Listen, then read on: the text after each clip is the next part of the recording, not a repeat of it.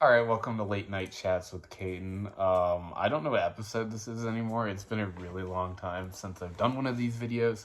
It's been a really good time since I've been gone. I don't know why I stopped posting. Just been a little bit busy. I hate the busy excuse. If you know me, I don't like the I was busy excuse because I always talk about how if you just break it down, like, okay, you're not actually that busy in the day. You probably have time. Obviously, there's extenuating circumstances, but I don't think I've posted for over like 2 or 3 months. Like, okay, I wasn't busy every day for 3 months.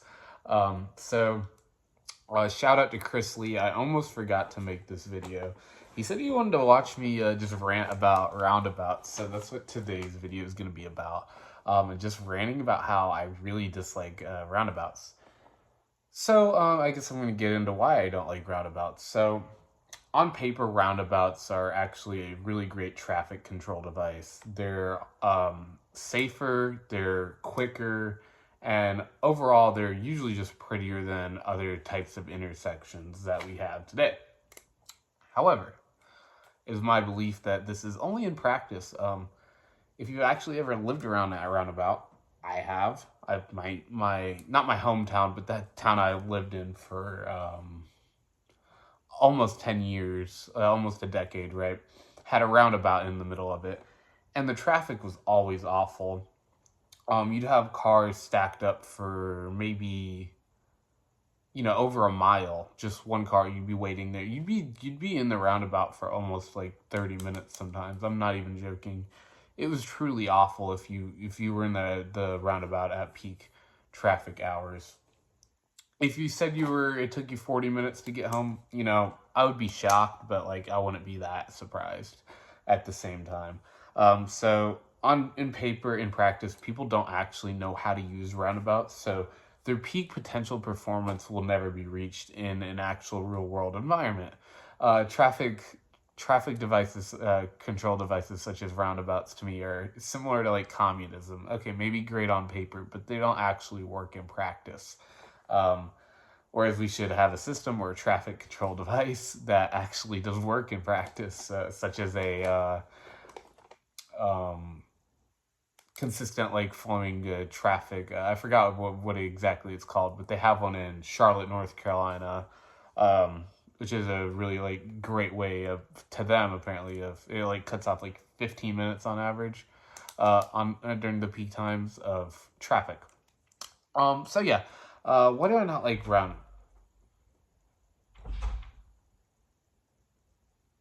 Why do I not like roundabouts? That might be a little loud. It's like 1 in the morning, low key. Um, why do I not like roundabouts?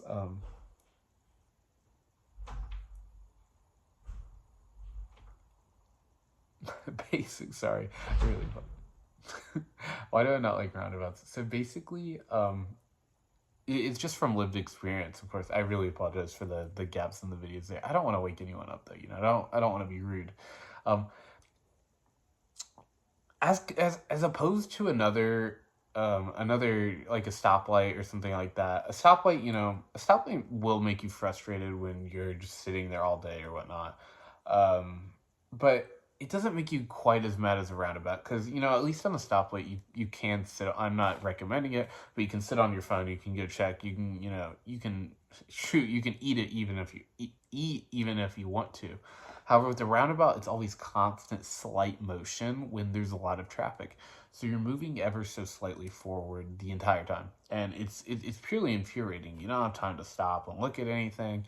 And then if you do, which you shouldn't, you're likely to probably hit the person in front of you during these little stop and go sections that happen probably 100 times as you're moving forward and stopping throughout the what's supposed to be a constant flowing motion of the roundabout. Um, and it just in practice it doesn't work quite as well as a stop sign, even if or not stop sign, stoplight. Even if you're at a stoplight for about 30 seconds to a minute longer, you probably prefer waiting at the stoplight than you would to the roundabout because the roundabout's just entire constant motion that's really unenjoyable and it just makes you really mad because you're like, oh well, I'm waiting because the light's not green. Whereas in a roundabout, you're waiting because the person in front of you has all the time in the world to go and they don't want to go because they're an old person. They're a little bit scared they're going to hit the other car, even though they're not going to hit the other car.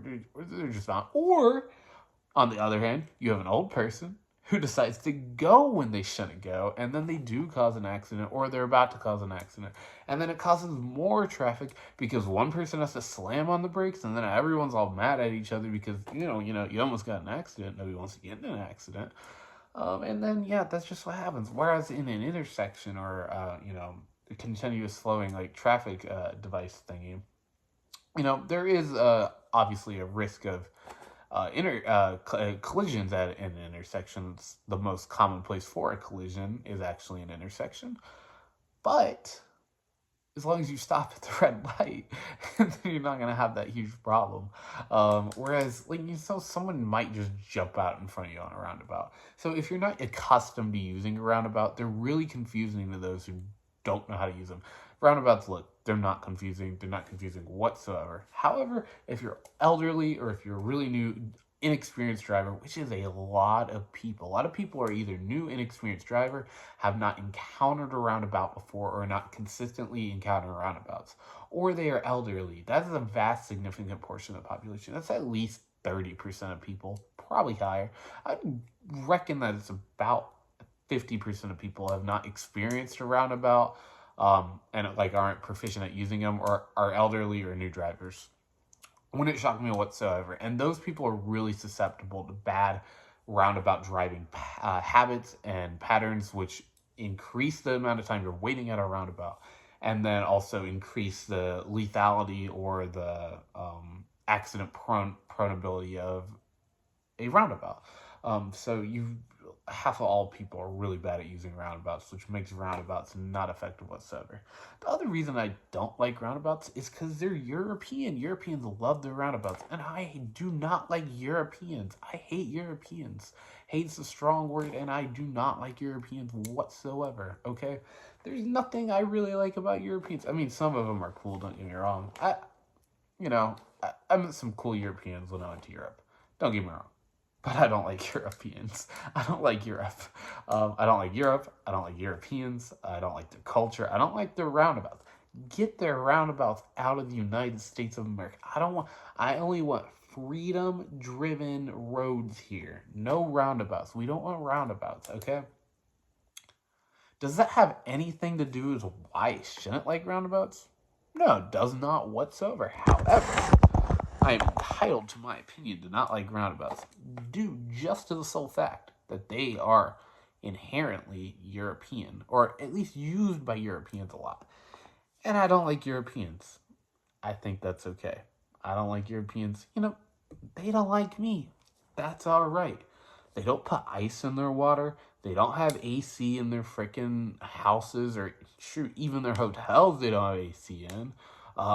You gotta pay for water at dinner. Oh my gosh, honestly, this is what the video should be about. How are you gonna make me pay for water at a restaurant? Look, I'm all for the free market and whatnot.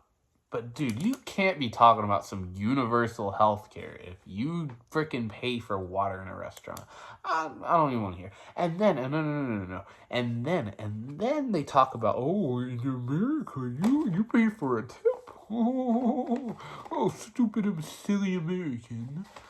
Look. In Italy, you have the Tupperware fee or whatnot, and that's dude, that's 5-10% sometimes. I can't remember exactly what it was. I think it gets up to 5% though, for sure. And look, the cost of food is way higher in Europe, first of all.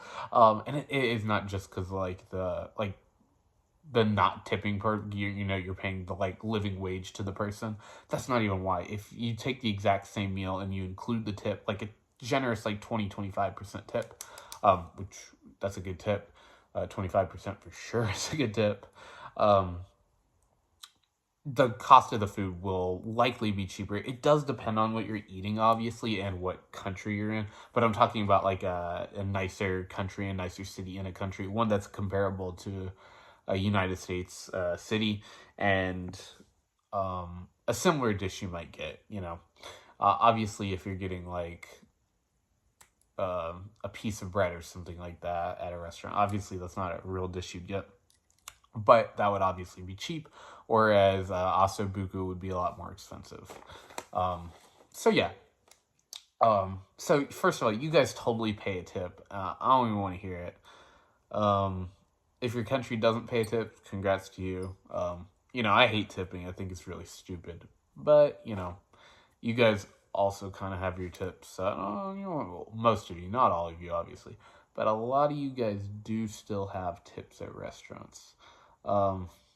Should I keep going on about why I hate Europe? I don't think I will. If you ever want to hear me talk about why I don't like Europe, more than happy to. Don't like Europe. Don't like Europeans. British people were really cool when I was there. I'll say. I did not expect to like British people, but I liked y'all. Y'all were cool. Y'all were cool. Maybe it's because like the United States came from Great Britain, emigrated here, from the Mayflower. So maybe we have a little bit of stuff in common. Yeah, I think Australians are probably cool. Not sure. I hate Canadians. Don't like them. Don't like them. Canadians never tip either. Um, just my experience from like getting tips. Uh, yeah, Canadians don't tip. I mean, I hope we all stop tipping. That would be great. If everyone stopped tipping. But yeah. So why do I hate roundabouts other than like they're slow, they're dangerous, and they're not they're European. Um, Actually, I think we should really go about like some of the positives of roundabouts. Look, they're pretty. They are. They're point blank. They are pretty to look at. However, you can make an intersection pretty. Maybe not with like the whole stoplight or everything, but you can mask and blend it into the environment. It's not going to look quite as nice as a roundabout, but I don't think it has to take away from anything that the non-roundabout does. Look, you put it on the side a little where it's still visible. You mask it with some trees in the background to where if you're not driving on the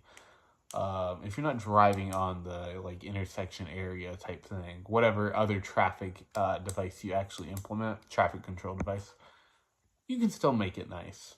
It won't be as nice when you're driving or you're driving by. However, it will still look pretty. So roundabouts are really pretty. But I don't think that's a good excuse for wasting time. Time is the most precious resource we have in the entire world, and no one wants to waste it at a roundabout. That's I think that's basically about everything I have for this video. I talked about this a little bit earlier today, so like I'm probably repeating some of the same things I said, or I'm forgetting some of the other things I said because I already said them earlier today. This wasn't my like top. Sorry about that noise, by the way. I was messing with the pen. Um, wasn't my topic of choice by any means, so this probably isn't my greatest work for video. However, I think we had a decent discussion about roundabouts, why I hate them. If you have any other reasons you hate them, like for example, someone else talking to you was talking about how when they're driving around on roundabouts in I think they said they're in Europe or like Kyrgyzstan or something like that, right? Nah, that's not in Europe. Yeah. Uh, yeah. Stupid American doesn't know geography. I don't care about countries that aren't the U.S. I'm gonna keep it real. I only care about real countries. I know where China is. Be a real I know where the UK is. Okay, I know where a lot of countries are. Don't get me wrong. But Kyrgyzstan, okay, I do know where Kyrgyzstan is. However, look. If you gave me a map, I couldn't get you right on it. If you're a real country, I could point exactly where you're at, okay? I'm not missing Japan. I'm not missing China. I'm not missing the UK. I'm not missing Ireland. Ooh, Ireland was really, I like Irish people too. Ireland was a lot of fun. I'm not missing the United States. Is Canada a real country? I'm not missing Canada. I'm not missing Australia. I'm not missing Mexico. Mexico's not a real country, bro. Mexico is a crappy country. Uh, Quarter Mexican, by the way. So glad I don't live in Mexico. United States, greatest country on earth. So grateful to live here. I'm very grateful that I am an American, not a Mexican citizen. Thank God every day for it. Not even joking. Yeah, I should actually like pray and thank him every day for not being a Mexican citizen. I could rant about why Mexico is really crappy too. First foremost, have a real government. Kind of essential for a country to run. Maybe don't be run by the cartel. Maybe lower your crime rate a little bit. Um, maybe actually invent something for once. That might be nice. The food's really great though. So yeah. Maybe don't have a massive drug problem and then leach that drug problem into the United States. That's not nice. Partially that a lot of that is partially due to us. So if you know a little bit about like government policy, like totally let the Mexican government be a worse government because you don't want anyone nearby you on your nation's border to really be a strong government because then they could attack you and they'd be closely centralized location wise. Like Zimmerman Telegraph, for example. Imagine if Mexico is another world superpower and they're living right next door to you. Yeah, that might be a cool ally for a while. However, if they ever turn, or if they are turned or never were an ally, which Mexico's like a minor ally, not really, but kind of because we like share borders. So we share like oil and whatnot. We share a lot of things. Um, we're important for trade or whatnot. However, you don't want them to be a first world if you're the United States government for security reasons. You don't want Canada or you don't want Mexico to be a world superpower. Canada is somehow considered a first world country. I hate Canada. I really hate Canada. For gosh, I hate Canada probably not more than I hate Europe. Oh, I don't know. I really don't like Canada. There's some cool Canadians though for sure. Um, Rare, but there's some cool ones. Just like I'm not saying if you live in these places you're not cool, but you're probably not cool. Point blank. If you think that about Americans, be my guest. You know, we deserve it, sure. Although I think most people say Americans are very friendly. Uh, you know, if I'm out in public, I see a European. I'm not gonna make fun of them. You're a person, you're a human being. You deserve to have respect. However, I am allowed to disrespect your continent or your country. Ooh, that would have been a really good way to make them mad. Just say Europe's country. Makes them so mad. So yeah, you don't want Mexico to be a strong, world superpower, nor do you want Canada to be a strong superpower, nor do you want Cuba to have nuclear missiles on it. Cuban Missile Crisis, all that good stuff. So that's basically the video. Went a little bit sidetracked, so you got to hear about how I hate Europe, hate Canada. Let's use the word don't like. Don't like Europe, don't like Canada. Ireland was cool though. British people were cool, shockingly.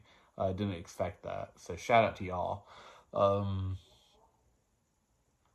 and I haven't been everywhere in Europe, so if I haven't been to your place, it's not a blanket statement on you. Just remember that. Just remember that. There's hope. There's hope. I haven't been to France, but I highly doubt I like French people.